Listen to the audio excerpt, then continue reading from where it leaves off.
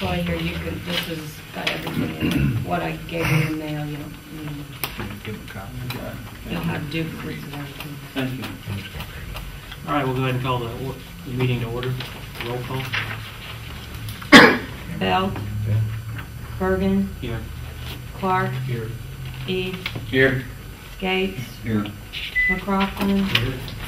Motley. Here. Pointer. Here. All right, we'll start off with public comments. Anybody wishing to address the board can step up to the podium.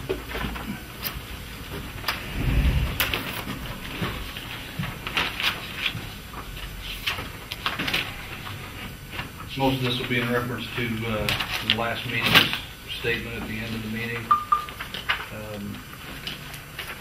Should be about 3.5 minutes. Mr. Bergen, during your phone call to me on February 9th, you acknowledged you had not personally reviewed the Illini IFS credit card statements, which reflect unauthorized expenditures. Have you reviewed those records yet to either confirm or disprove our allegations of unauthorized expenditures? Anything else? No comment? No comment. Can you tell the people how gas purchased for more gallons than the vehicle holds is job related? No comment. Mr. Bergen, you claimed at the February meeting that the 911 board approved the spending of $100 for incidentals in 2006, 2007, and 2008. What do you base that claim on? On phone conversation, our phone conversation confirmed you've not reviewed the minutes from those years.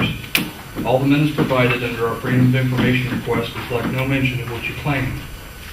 If you're taking the position on behalf of this board that it was approved by the board, when are you and the rest of the members of this board during that time frame going to resign for using ETSB money for items not permitted under state law? You know it was wrong, yet you do nothing to correct the illegal action by your employee other than to protect her by claiming the board said it was okay. If that is true, the public has a right to see the record where it was approved, which you know doesn't exist. Were you less than honest with the public when you took the position the board approved this illegal action? Answer was no, if nobody heard that.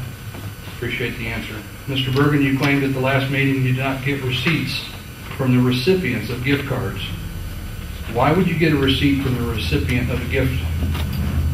You're required by law to have a receipt for an expenditure of the public's money, so the receipt you should have demanded from your director is a receipt from the store where the goods were purchased. What about the fact the dollar figures spent don't match what was reported? Over $11,000 of 911 money spent and not a single receipt. And that, sir, is criminal.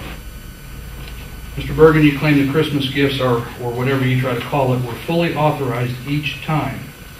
I challenge you to prove that. As the record reflects numerous years, no mention of any approval took place, and the minutes prove that. At what point are you going to actually read the record? Mr. Bergen, as discussed during your phone call to me in February, your single employee did in fact double dip contrary to what you were told. You acknowledge you had not reviewed the record and simply went with what she had told you. Mr. Bergen, is it okay to take sick days to go work another job? According to county policy, the answer would be no. You also claim the time she worked as a dispatcher was comp time. Mr. Bergen, please show the public a single entry in the minutes to reflect comp time was approved for your single salaried employee. You know there was no board approval of comp time, so that effort to protect her falls on the face of logic. The next effort was vacation time. Again, you acknowledge you have not reviewed the record on this matter. If you have not reviewed the record, why on earth would you present to the public a position of fact? A position that is in fact not supported by the record. Had you reviewed the record, you would know that what you were told was not accurate. Your single employee cannot provide any documentation as to what day she took vacation as confirmed by our FOIA request. So if she has no record of those days, how on earth can you take the position she worked as a dispatcher while on vacation? The last-ditch effort was holiday time. That too falls on the face of logic, as there are not enough holidays to cover the days your single employee double-dipped at the expense of this county. Mr. Bergen, can you show where in your one employee's job description she has the authority to hire an employee for any purpose? You claim she had authority to spend petty cash for such hiring, yet not only is that not supported in the minutes, neither is she authorized to hire employees in her job description. You acknowledged in our phone conversation that the way Kansas was treated with the pager issue was not fair, considering Chrisman got reimbursed for their pagers and Kansas only received reprogramming expense reimbursement, which is a far cry from what should have happened. Are you going to do the right thing and bring an end to that matter? I'm requesting our request for pager funding be reconsidered in light of the documented facts in this matter. I ask that this board and yourself, Mr. Bergen, please do the right thing. There's a copy of what I've read. Thank you.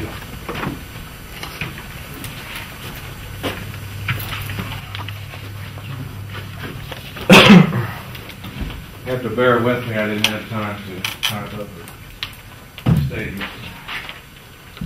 But I want three things, I believe. The first one is the definition of a public record. And it is defined in the Freedom of Information Act as all records, reports, forms, writings, letters, memoranda, books, papers, maps, photographs, recordings, data processing records, electronic communication that is received by, in the possession of, or under the control of a public body, which would be 911 in the case of that FOIA request. The other thing I brought up to the county board, it deals with and you might want to check on it too, potential conflict of interest with the 911 chairman and the sheriff being on the 911 board. And a classic example, even though I agree with what you're doing tonight, with the extra dispatcher and all that, that's a classic example of potential conflict of interest. Voting to increase the money going to fund 911 dispatchers, or even discussing it when both of you work at the sheriff's department. The other thing is expenditures of funds of the electronic telephone system fund, and in particular the $1,500 a year stipend. You know, expenditures can only be made to pay the actual cost of certain items, and those items are directly reflect the operation of the 911 system or the emergency telephone system, and I don't believe FOIA and OMA officer directly reflects on the operation of the system, which in my opinion, and everybody's got one, you should fund that through another source. That's all I've got. Thank you. Anybody else?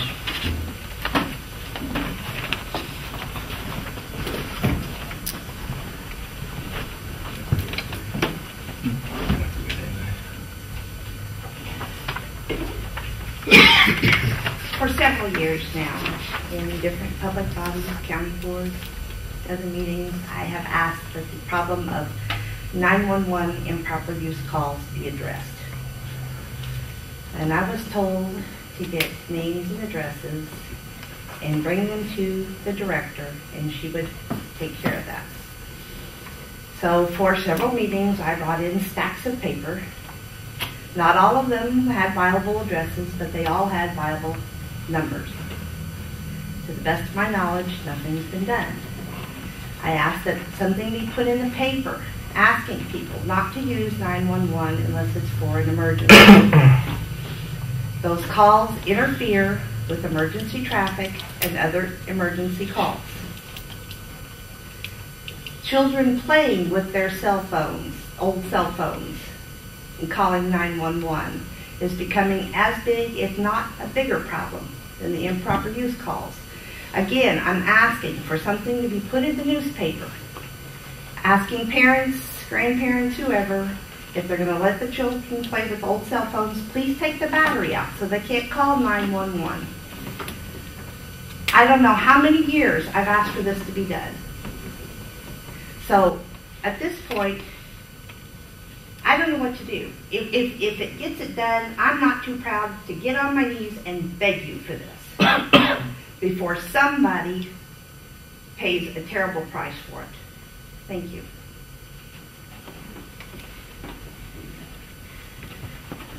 Anybody else? I'd like to address the public comment section. I didn't realize I am on the board, but I have my own opinion, and I think I have the right to speak. My name's Troy Eads. I live in the county. I'm a resident. I'll try to keep it under 5 minutes as our policy states. I didn't prepare a statement like I would like to have done. Haven't had time. I've been too busy working. But last meeting, we were all given a short lesson, history lesson, and also asked to resign. And after much thought and consideration into this, and I've thought about it because some good points were made by a person from the public, which is why we have these public comments. I think it takes public comments, and people need to exercise their right to get their point across. And I've come to a conclusion after much thought and consideration after the last board meeting of my decision to remain on this board. I was put on this board back about 3 years ago. I requested it. I really look forward to it. Volunteer firefighter, police officer. I care about my community. I want to do the right thing for the citizens. And I think that's a duty that we all have. Now, I think everybody understands this is not something that we get reimbursed for. We don't get paid for it. We're not doing it for the money. We're doing it because we care. Also, about last month, maybe 2 months ago, I was called by a citizen and said, hey, you need to watch this video of the Sheriff's Committee meeting. Your name gets mentioned personally. And I brought it up, and I looked at it, which I normally don't do that. And I was appalled of how I was personally attacked in that meeting in front of 4 county board members who I'm representing as a part of this board. We do work for the county board, and we're asked to be put on here by the county board. And I didn't appreciate it. Now, the last year or so, we've had all this conflict and everything going on of this board, and the county board members have asked that we work together with the Sheriff's Department, along with the county board, to do what's right for the citizens. And I think that's what we need to do. But as long as there's personal attacks coming in, the only thing that's doing is slowing up our progress of doing what's right for our citizens. And I've put up with a lot of stuff for not getting paid, and I'm not for sure I can continue going about doing this the same way. And it really just ticks me off that we have personal attacks coming. And it really, when somebody asked for my resignation from a volunteer board, then that really made me think. It made me think about my job, what I do, and my, a comment was made, maybe I might put my job at jeopardy for speaking with the public in front of this board. Maybe I put my job in jeopardy. Many of you know I was a sheriff's deputy part-time. Many of you know that the sheriff and I had a discussion about moving some protocols, and it was obvious in that meeting, at the Sheriff's Committee meeting, that he will not forget that, because he thought that I undermined his authority as sheriff. And it was not very many meetings after that I was asked for my badge back.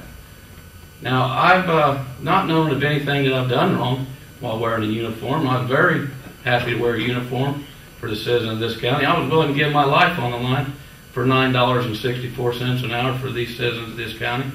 But I was asked for my badge back. I didn't squawk. I didn't gripe and moan. It wasn't about the money. That ain't what I do this for. And, not all of us have protection for our jobs. But by God, some of us have some stuff that's called courage to stand up and do what's right for our citizens. And I'm going to, and I will continue to do that. It'll be a cold day in heck before I resign from this board. And I'll stay on this board as long as the county will have me on this board and doing what's right. I will continue to fight for liberty. And I will fight against tyranny. And I think there's some county members, some elected officials, some heads, some people, of department heads that should be highly respected, that are tyrants. And I will continue to fight against tyranny until the day I die. Now, I might be jeopardizing my safety, my family's safety, but I think I will continue to do my best on this board to do that. I'm familiar with the compiled statutes, I'm familiar with policies, I'm familiar with a lot of things. And I don't have protection. Some people that work for the county and work for the, as a police officer, as a deputy, they have protection. They have union rights. It's all contractual, protected jobs. And that's what part of our problem is with this board.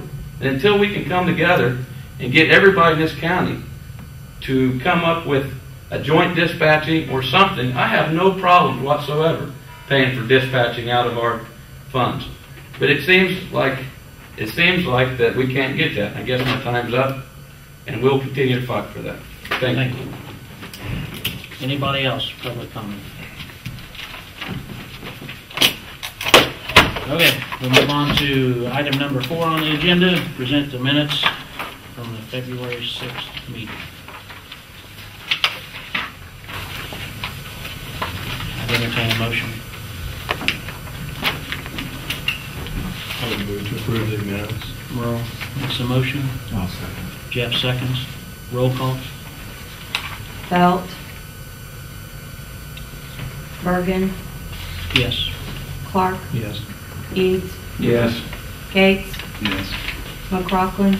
Yes. Motley. Yes. Pointer. Yes. Motion carried.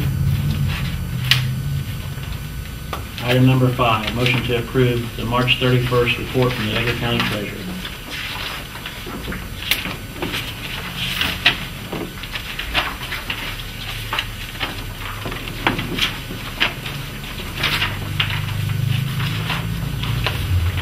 I entertain a motion. So moved. Jeff moves. Brian seconds. Roll call. Bergen. Yes. Clark. Yes.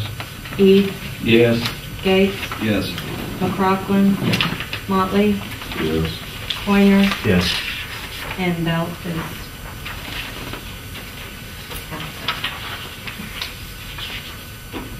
Item number 6, motion to approve March bills in the amount of $5,552.08. Do you want me to, Is there any questions on those bills?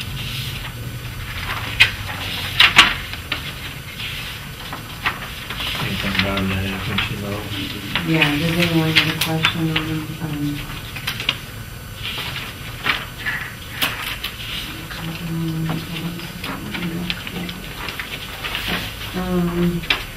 It looks like clear down through the insurance reimbursement are the monthly bills, and we had one extra bill, Barbeck Communications.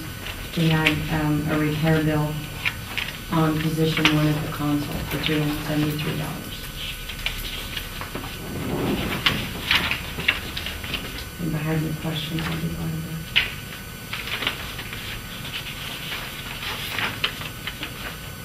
If there's no questions, I'd entertain a motion. So moved. Merle makes a motion. Dave seconds. Roll call.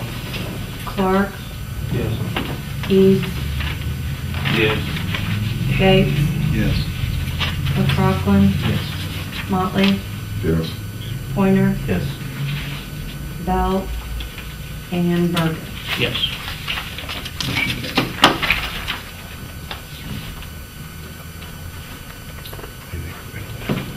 Number 6, motion to approve, correction. Yeah, motion to approve March bills and, Not read it. motion to approve the April bills, number 7. Down through, again, the first few there are our monthly bills, then Barbeck, this time we have 3 bills. You see the dates of and I explained what each one was for. If anybody has any questions. Benjamin's needed a new wireless mouse. The other one died. Nelson Systems, our annual recorder and maintenance agreement is due.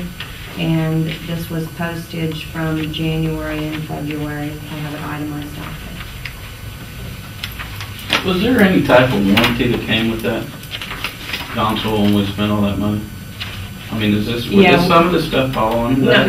this is mostly labor. Okay. We do have, parts for, I did get a maintenance agreement, quote from them, and, for,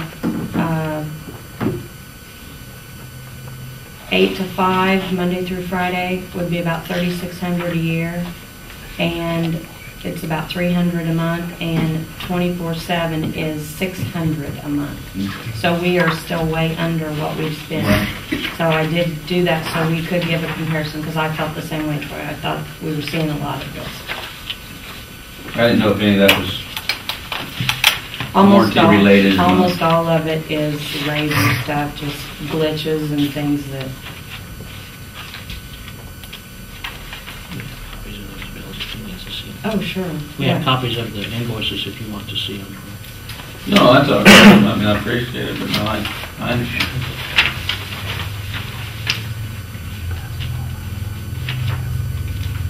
Any more discussion, questions? I move that the April bills be approved. Jeff makes the motion. Merle seconds. Have a roll call. Eads, Yes. Gates, Yes. McCroskey, Yes. Motley, Yes. Pointer, Yes. Bell, Bergen, Yes. Clark. Yes. Number 8, present and discuss the second chair dispatch bill from the sheriff's department. I think it's well You want to prepared. touch on this, Sheriff? Or go ahead, Troy, sorry. That's all right. I think it was well prepared. It's nice to see that brought out, and the hourly rates and stuff, and I think it's very informative. I did have a question about the meals though, or is that contractual? Or is that dispatchers, the meals that you provide it? Or we provide it? Okay, I didn't know if it was under contract or not. Okay. If you also notice, the bill is actually $700 less than what you were paying for the last. Yeah, I know it's 12,000 just flat, but now it's itemized enough, so. that was the first thing I noticed. Any other discussion, questions? Entertain a motion. Brian makes the motion. I'll second. Troy seconds. Roll call. Gates, Yes. McCroskey, Yes. Motley, Yes. Pointer, Yes. Bell, Bergen, Abstain. Clark, Yes. Eads. Yes. Motion carried. Number 9, present and discuss the barback bill for doors not working from the sheriff's department, which is in your packet. I received a call probably on a Sunday night, I think it was, or Saturday night, that the doors were not operating. Couldn't get in or out of jail. She had to start using keys. Found out, we notified Barback, they came out finally on Sunday, and found out it was just a fuse in the console. Now, is the console 911 or is it the sheriff's? Does the console run the doors of the sheriff's office? Yes. Did find out on a Sunday, unfortunately, it's $175 an hour to and from, because of trip charges, plus it's a Sunday, and that's what they charge. They did not give an itemized bill, and I think what they gave you is basically this. Do we want to split the bill? Do we want to make it a 50-50? Does 911 want to cover the whole thing? Maintenance for moving. They can go under maintenance of the building maintenance fee. I mean, I can pay the whole thing out of that. But it's up for discussion. Anybody else have any discussion? Was it all the doors, including the ones going into the dispatcher? It stopped all electronic doors from opening. The exteriors. All the exteriors could not open. Which really caused a problem because the gate couldn't get open. Then they had to try to find a key to the gate, which was really. Well, I think You know, we look at a couple different, my personal opinion is look at a couple different ways. If we was to leave that building and have our own building, you know, that wouldn't be part of the 911. However, we're not, we are in that building. And under the statute of the use of funds, under 5750 15.4 subsection 7, it says we can spend money for maintenance, other purposes related to the operation of the system, including costs attributable directly to construction, leasing, or maintenance of any buildings or facilities, or cost of personnel attributable directly to the operation of the system. So, I mean, we would be okay with our expenditures on doing that. My personal opinion is if that's what it's going to take to start working with the county, as a county board member, of doing what's right, I personally don't have a problem doing it. But, you know, we're no longer paying rent. If we were paying $3,000 a month for rent, then it would probably be up to the rent holder of doing that. Putting everything else aside, doing what's best, I wouldn't have a problem paying for it out of our funds, because I think we're legally okay to do so. And we wouldn't catch too much slack. Well, I wouldn't have an issue even if we split it. I mean, the dispatchers that are using it going in and out are dispatching 911 emergencies. So, but we can look at it that way also. I just want to make sure it's legal. If we pay it or even if we split it. According to, I'm not a lawyer, I'm not an attorney, but what I can read in black and white under the statute, it's follows under it. But You know, look at it when you said, if you had your own building, I'd be responsible for the building, which is true. I'd probably be able to have my own little electric switch out there. I'd have my own console too, but your consoles, you tied it into our building. I wish there had been a simple fix, so just a building fuse. I think your point's well taken there that you made tonight, Troy, is the fact that I think the fact that that is on our console is courtesy and an opportunity to work with all departments in the county. We've done this from the beginning of time in the last year, over a year. Why it's made it more difficult for us to participate and cooperate with the other parts of the county as we have in the past. That being said, you know, and I'm in agreement with Troy. I don't have a real problem with assisting with something other than, you know, I think half of that would be fair on our part. I think we can do that. Any other discussion? I'll entertain. I mean, otherwise the dispatcher would have to get up and go and lock the door, right? No, correction officer would have to go on. Oh, okay. Because I couldn't let the dispatcher leave the console. That's what I was getting at, yeah. Okay. Any other discussion? I'll entertain a motion. I'll make a motion we pay 50% of it. Okay. Brian moves that we split the bill. Does it have a second? I'll second that. Merle seconds. Any other discussions before roll call? Okay. Who's going to pay it up front? I mean, Vicky's holding the bill now, so I mean, I can go ahead and pay it. I guess the next man. Whatever you guys can work out with Nanette. Won't be until next month. I can get you guys then a check for, I'll just make it out to the sheriff's department, is that okay? Or the county, I guess I'll find out. I'll talk to Vicky. Okay. you might want to ask for an invoice for that. Okay. Just like. Well, I've got the invoice. Oh, okay. The actual, yeah, so. Okay, Vicky and I will work it out. And if it's going to be in the minutes of this meeting, it's going to say you're going to pay 50%, so we can't back out of that. So. Yeah. Okay, roll call. Roll call. Okay, McCroskey, Yes. Smalley, Yes. Pointer, Yes. Bell, Bergen, Abstain. Clark, Yes. Eve, Yes. Gates, Yes. Motion carried. 50%. Pay 50%.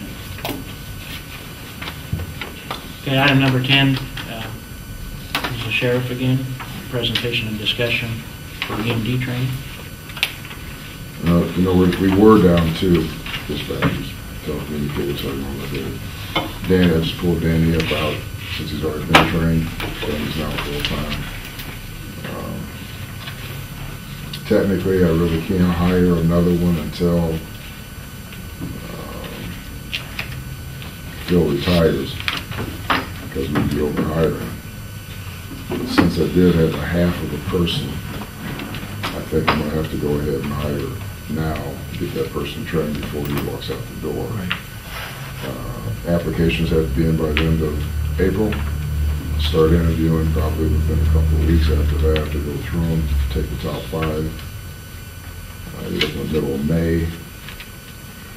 Hopefully, we'll hire somebody by that time, no later than the 3rd week of May. We'll start OJT training, but I also need to get the EMD training set up early as possible, at least after May, 3rd week of May. I don't know, is it Preva, or who do you use now? PowerPhone. Is that PowerPhone, Yeah, EMD? whoever does the EMD.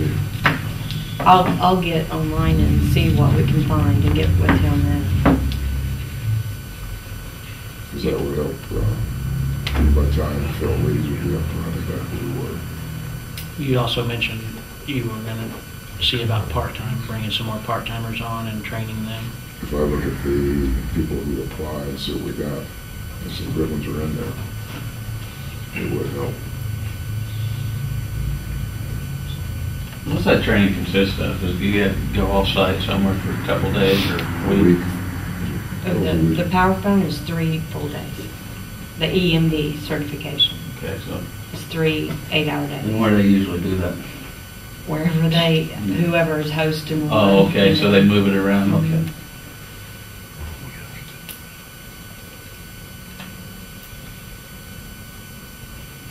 The last one's what, the Southern Illinois? One Sharon one. Yeah, I thought it was up by Galesburg, but maybe. Okay, yeah. Is it something, do they have set sites, or is it something that, No, let's say if no. they would have full-time or part-time, that it might be something that could be hosted here? It's very expensive. I mean, you got to sell out like a whole class, and it's a lot of work to get it. We hosted it back when we went online because we needed to train, you know, like 12 people. But yeah, it's probably not something that the average person wants to take on hosting. I mean, yeah, he can talk to them if he'd want to. Okay. I didn't know what was involved. But, Indiana had it, didn't they? yeah, Lafayette we one went time. to Lafayette, and then Donna, I believe you went up, what was that, up north? It was up towards Chicago, yeah. And then Sharon went to Galesburg, so, you know, you just have to kind of see what's open in the area, you know, so. But this, in the past, the board has paid for like the mileage and the meals and the motel and the The backfill. overtime if there's a filled spot. Now, obviously, if it's a part-timer, there wouldn't be overtime bill, but I guess we just need a new motion to approve this request. I would make that motion. I'll second. Go ahead, David. You can call it for Dave seconds. Any other discussion? Have a roll call. Motley, Yes. Pointer, Yes. Belt, Bergen, Abstain. Clark, Yes. Eads, Abstain. Gates, Yes. McCrockland. Yes. Motion carries. Yeah, just follow from your point too. I mean, that's always been our policy here from day one. There's never a question about training for 100%. We'll fund that. This board always has. Okay, director's report.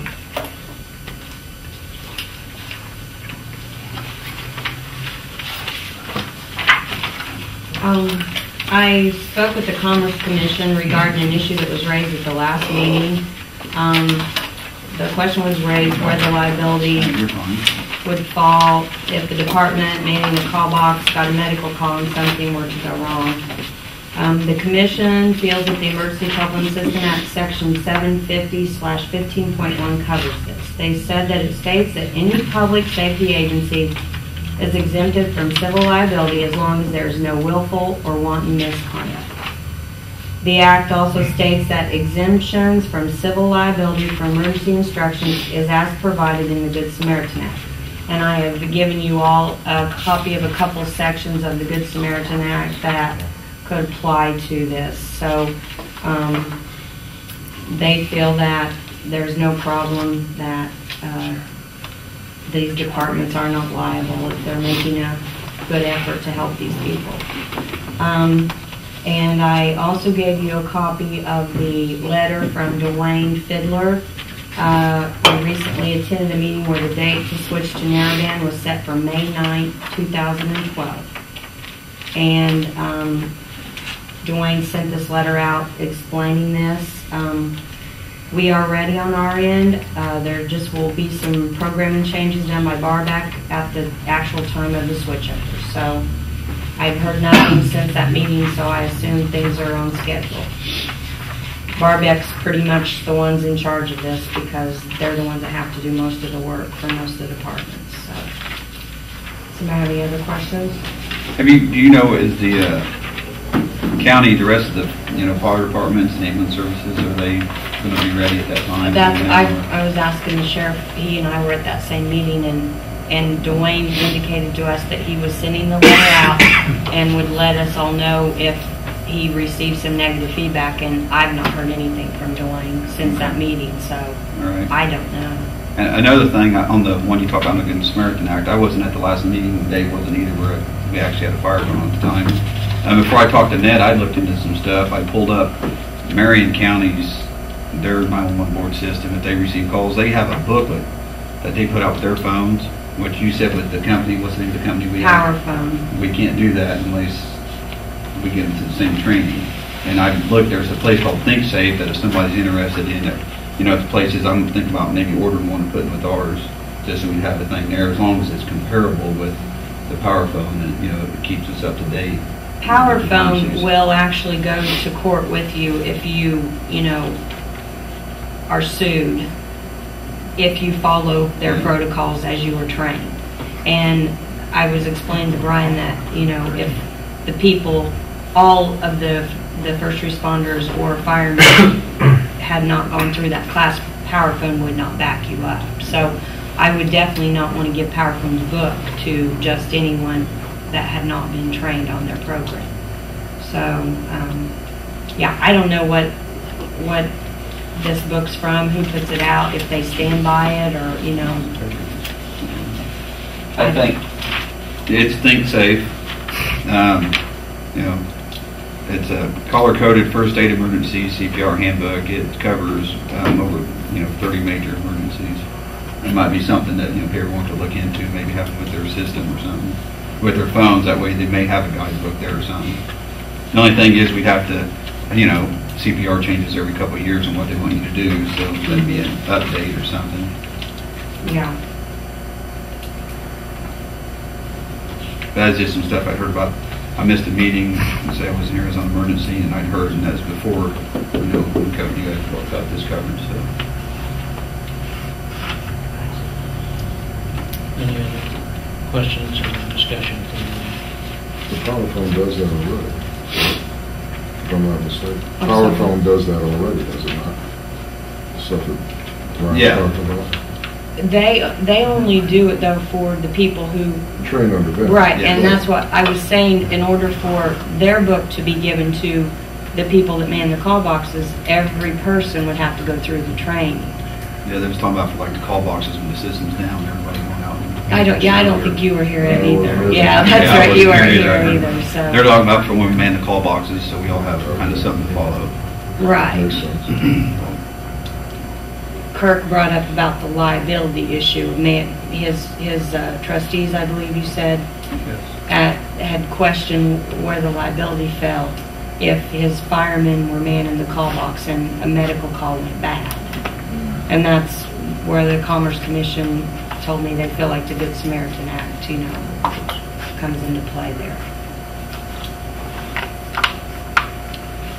Any other discussion? Metcalf had training with Hume. We discussed that last meeting, and They did complete the training. They had 3 or 4 people from Hume show up.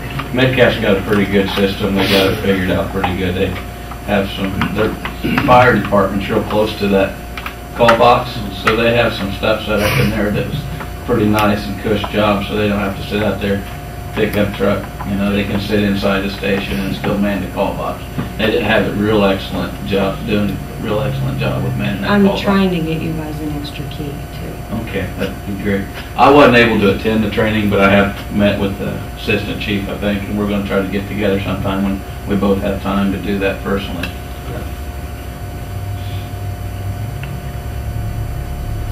Anything else from the director?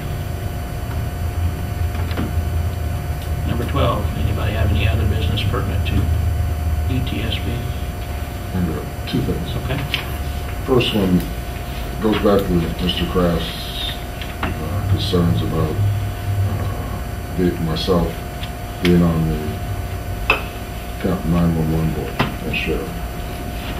You know, I read the Attorney General's opinion about it. I understand what the Attorney General was saying as far as the conflict of interest of me being on it, because even looking at passing a bill that's part of my office, I'm in agreement with it. There is a small conflict of interest. Also know that the county board has placed the sheriff on the county board, or the 911 board, and I have to respect that for the time being.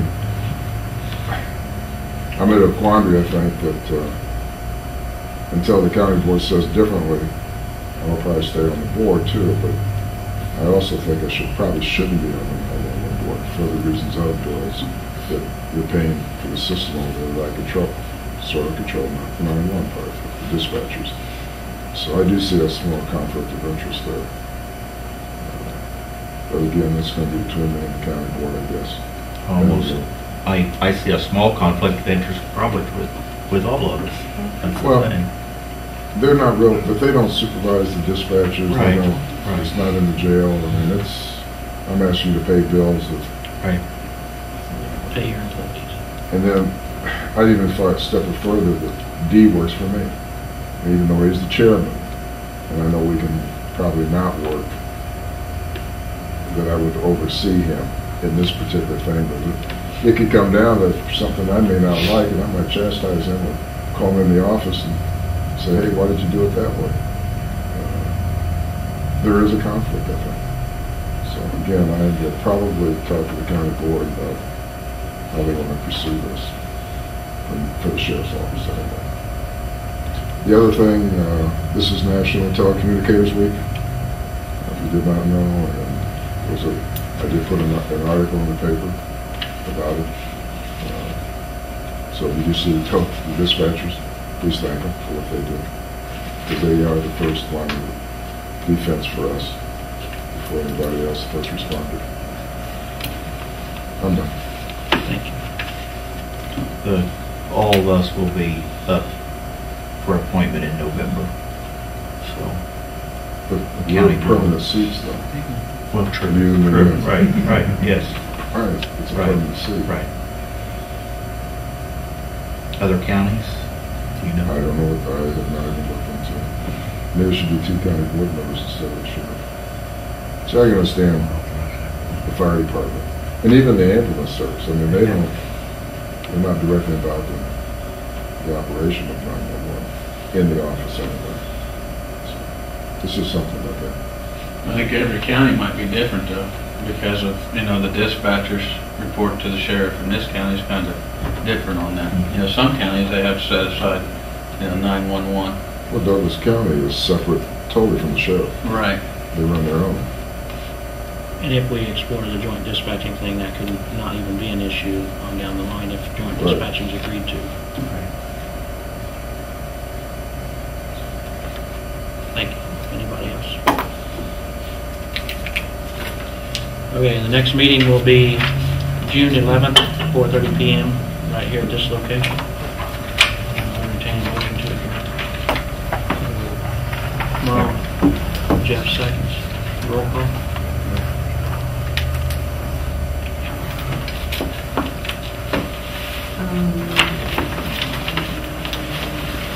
Yes. Pointer. Pointer. Yes. Loud. Bergen. Yes. Clark. East. Yes. Hicks. Yes. McCrockland. Yes. Motley. Yes.